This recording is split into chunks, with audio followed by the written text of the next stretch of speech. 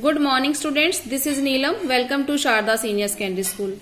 We have started our chapter how the state government works. यानी कि state government राज्य की जो सरकारें हैं वो किस तरीके से वर्क करती हैं, इसके कुछ टॉपिक्स को हमने क्लियर कर लिया है, बट कुछ टॉपिक इसके पेंडिंग हैं जो आज हम करने वाले हैं. So for today our first topic is use the term constituency and represent to explain who an MLA is and how is the person elected. Constituency क्या होती है, रिप्रेजेंटेटिव कौन होते हैं, ठीक है, और किस तरीके से एमएलए जो है वो इलेक्ट होते हैं, वो हमने इस क्वेश्चन के अंदर बताना है.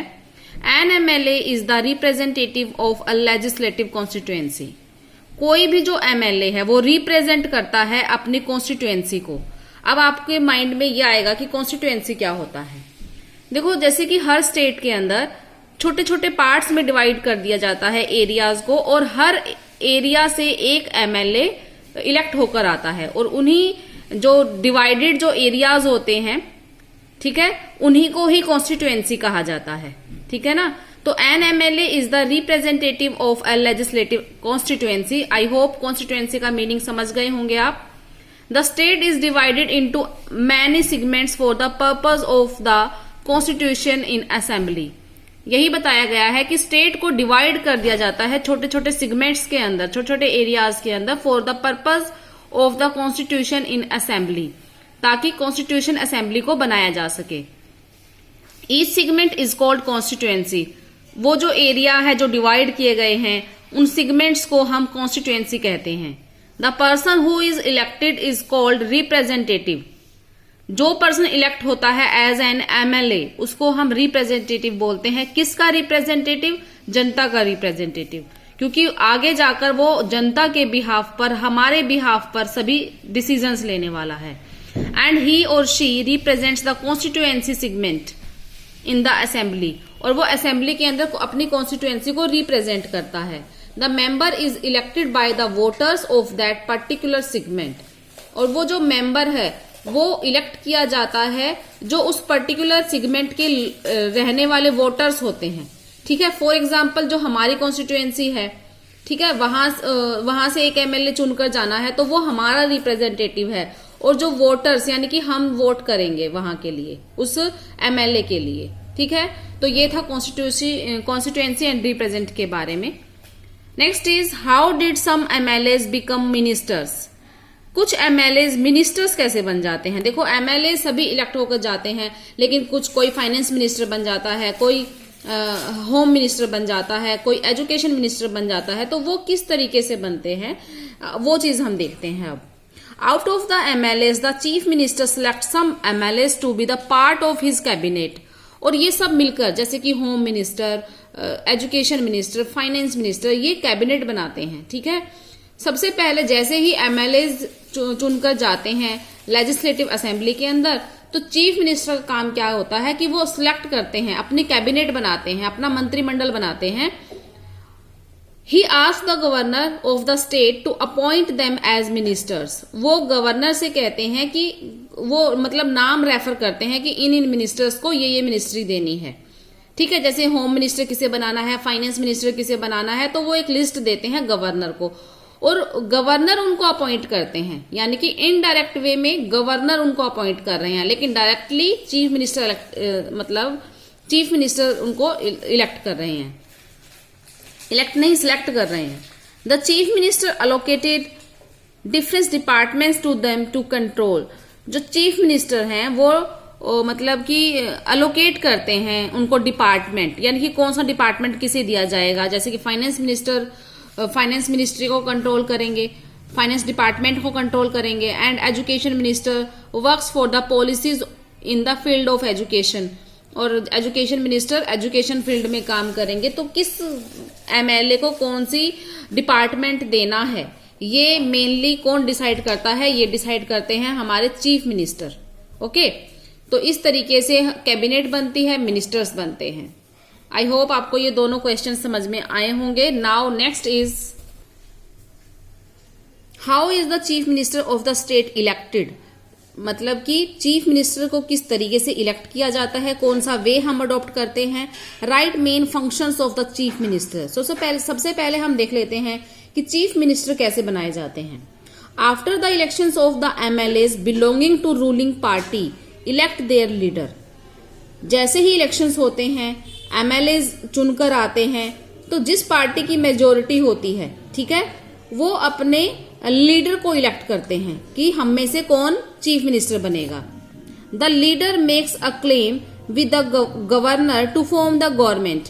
अब जिस भी पार्टी की मेजोरिटी होती है, उस पार्टी का जो हेड है, ठीक है, वो गवर्नर के सामने क्लेम करता है कि मेरे पास मेजोरिटी है और मैं गवर्नमेंट बनाने की अवस्था में हूं, यानी कि मुझे अब अपनी सरकार बनानी है।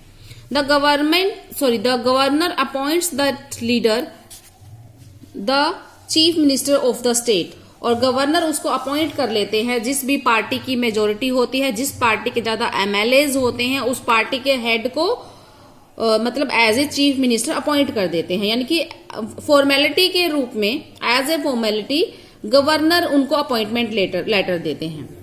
Eight the time of appointing someone as chief minister, it is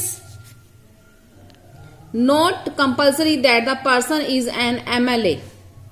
अब देखो, ये कोई जरूरी नहीं है कि किसी भी व्यक्ति को, किसी भी पर्सन को अगर चीफ मिनिस्टर बनाया जा रहा है तो कि वो उसका मतलब कंपल्सरी नहीं है कि वो एमएलए होगा, but it is compulsion that he और she should become an MLA within 6 months after taking the charge as chief minister. लेकिन ये जरूरी है कि विद इन 6 months, 6 महीने के अंदर अंदर उसे लेजिस्लेटिव की मतलब कि सदस्यता लेनी होती है, एमएलए इलेक्ट होना होता है, ठीक है। तो ये प्रोसेस था चीफ मिनिस्टर के इलेक्शन का। एक बार आपको फिर से बता देती हूँ कि जैसे ही मतलब एमएलएज इलेक्ट होते हैं, तो रूलिंग पार्टी के हेड को, ठीक है, जो भी उनका लीडर होता है, उसको वो जब उसको लगता है कि उसकी मेजोरिटी है उसकी पार्टी की, तो वो गवर्नर से कहता है कि वो सरकार बनाने की अवस्था में है, तो वो क्लेम करता है कि मुझे सरकार बनानी है, तो गवर्नर उसको अपॉइंट करते हैं एज द चीफ मिनिस्टर। और बाद में ये बताया गया है कि at the time of the appointing someone as chief minister, ये कंपल्सरी नहीं है कि वो एमएलए होगा ही होगा, लेकिन अब ये कंपल्शन है कि जैसे ही वो मतलब कि चीफ मिनिस्टर का रूप में चार्ज लेता है, तो विद इन 6 months उसको सदस्यता लेनी होती है। तो दिस वाज द मतलब कि चीफ मिनिस्टर इलेक्शन की किस तरीके से इलेक्शन होता है चीफ मिनिस्टर के लिए। अब उनके मेन फंक्शंस क्या है, ठीक है भाई, चीफ मिनिस्टर बन गए, अब उनके मेन फंक्शन क्या है, वो क्या क्या काम करते हैं। The chief minister is the chief executive of the state government, यानी कि जो कार्यपालिका है स्टेट गवर्नमेंट की, उसके हेड होते हैं चीफ मिनिस्टर, उन्हीं के अंडर ही सारी एग्जीक्यूटिव वर्क करती है, हेड होते हैं चीफ मिनिस्टर। जैसे कि नाम से ही आप स्पष्ट हो रहा है कि चीफ यानी कि हेड। ही सिलेक्ट्स हिज मिनिस्टर्स, वो अपने मिनिस्ट्री सिलेक्ट करते हैं, जैसे अभी आपको ऊपर वाले क्वेश्चन में क्लियर किया था कि वो अपने कैबिनेट बनाते हैं। A lots portfolios among his ministers, अपने मिनिस्टर्स के अंदर पोर्टफोलियोज डिवाइड करते हैं, यानी कि कौन सी मिनिस्ट्री किसको दी जाएगी, होम मिनिस्टर कौन बनेगा, एजुकेशन मिनिस्टर कौन बनेगा, हेल्थ मिनिस्टर कौन बनेगा। तो ये इसी को ही बोलते हैं कि पोर्टफोलियोज डिवाइड करना among the ministers. He is fully competent to remove his ministers, उसके पास फुली अधिकार है, फुली राइट है कि वो किसी भी मिनिस्टर को किसी भी टाइम उसकी मतलब कि मिनिस्ट्री से हटा सकते हैं या एक्सचेंज भी कर सकते हैं। होम मिनिस्टर को एजुकेशन मिनिस्टर बना सकते हैं, एजुकेशन मिनिस्टर को होम मिनिस्टर बना सकते हैं, तो वो रिमूव भी कर सकते हैं और उनके डिपार्टमेंट को एक्सचेंज भी कर सकते हैं। He is the leader of the house in the assembly, assembly के अंदर वो लीडर होते हैं। He presides over the meetings of his cabinet, वो अपनी कैबिनेट की जो मीटिंग्स होती है ना, उनको प्रिसाइड्स करते हैं, उनकी अध्यक्षता करते हैं। Next is he appoints the chairman of the different commissions and boards, जो भी बोर्ड्स बनाए जाते हैं, कमीशंस बनाए जाते हैं, उनके चेयरमैन को, उनके हेड को चीफ मिनिस्टर ही अपॉइंट करते हैं। He is the chief architect of the policies of the state, जितनी भी स्टेट के अंदर पॉलिसी बनाई जाएंगी वो उन्हीं के नाम से ही बनते हैं, चीफ आर्किटेक्ट वही होते हैं। ओके, तो आई होप आपको ये पॉइंट्स क्लियर हुए होंगे। आज के लिए इतना ही। Take care, good bye.